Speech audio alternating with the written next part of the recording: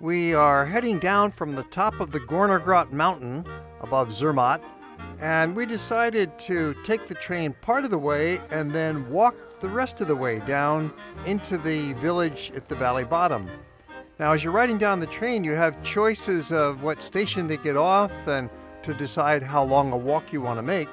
So we decided to head down towards the bottom and get off at Riffelalp station, and then we expect about an hour and a half walk down into the village.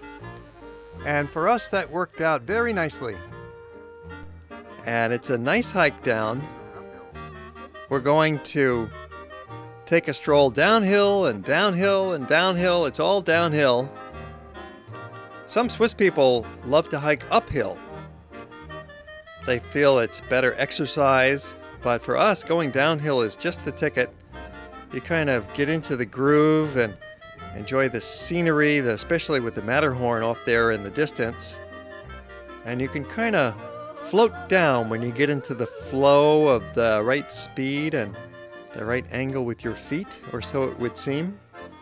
Some people purchase a fancy walking stick to help them down. Others just grab a branch off the ground, and that can work pretty well too. There are two different routes down from the Riffelalp station.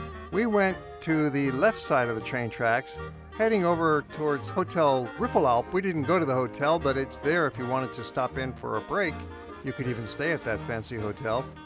Or you could go to the right side of the tracks when you get out at that Riffelalp station and head down on a slightly more direct route. But either way, it's really quite similar. And you will get those spectacular and frequent views of the Matterhorn. And then we ran into a flock of sheep. We didn't see any actual wildlife up here on the mountain as we walked down, although some occasionally can be spotted. But the sheep were quite entertaining. Very well behaved, munching away on the grass and making a little musical symphony with their bells. You could start the same hike higher up the mountain. Indeed, you could begin at the Gornergrat on top if you're there in the summertime and the snow has melted sufficiently.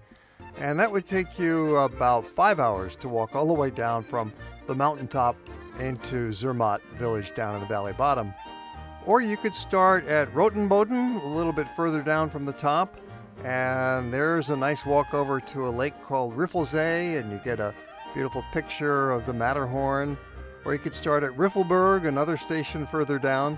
So you really can take your pick. A lot of it is dictated by the snow conditions and the weather. So you just check with the railroad people and find out which trails are open and how much time you want to spend. Ah, we made it. Well, not quite yet. We're not all the way down yet. We thought we were, but looking at the signpost, okay, we have a little bit further to go.